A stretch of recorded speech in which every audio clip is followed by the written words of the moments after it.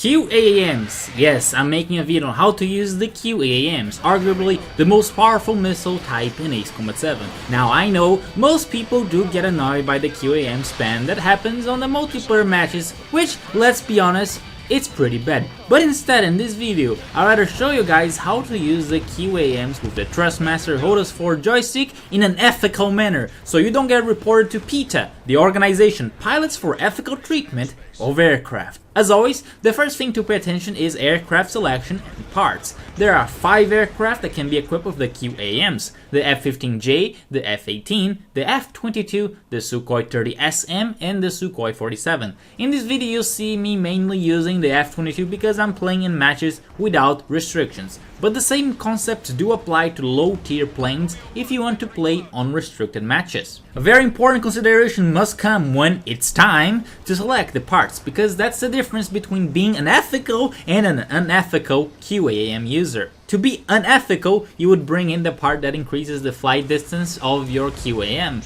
because that means that the same missile will circle around the enemy about 3 times, and that is both annoying and shows that the player using the QAM has no skill to line up for a good shot. There's nothing to stop you from using this part, but it looks bad on you and I don't recommend using it. Instead, I'd say any other part is fair game because your missiles won't be doing multiple attempts against the enemy forever. Usually, what I do bring are parts to increase the missile's flight speed and capacity so they get to targets faster, and I have missiles available for the entire match. The QAM already has good homing capabilities, so it's up to you if you want to improve on that or not. It does depend on the firing time and distance from target. This is something experience should guide you.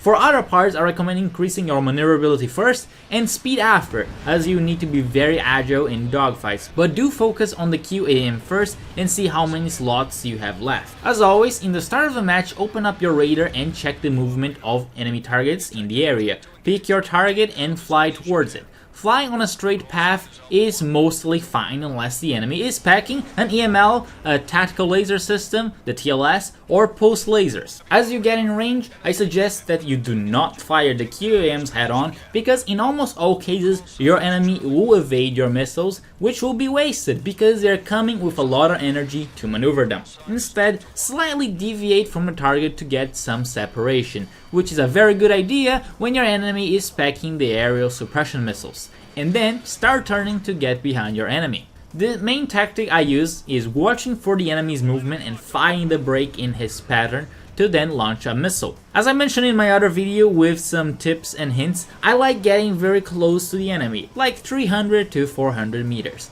At this distance, it's easy to fire a missile that your enemy will not have time to evade because the QAM speed has been upgraded previously, and your enemy might not even have enough energy or time to perform the high G turns. But it's worth mentioning that for this to work you need a very good agility and energy control.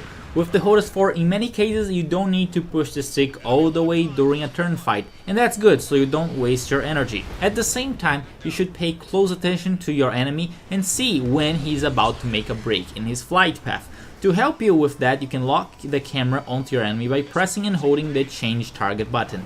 Since it's the button beside the main weapon fire in the stick, you can quickly fire when you see a chance. This is very useful when you're in a one-to-one scenario where you're trying to outmaneuver your opponent in a series of loops. If your plane has a higher maneuverability and your camera is set on the enemy, shoot your missiles when your enemy is perpendicular to you, because he will usually continue the loop, and by that time he will be head-on just as the missiles arrive and impact him.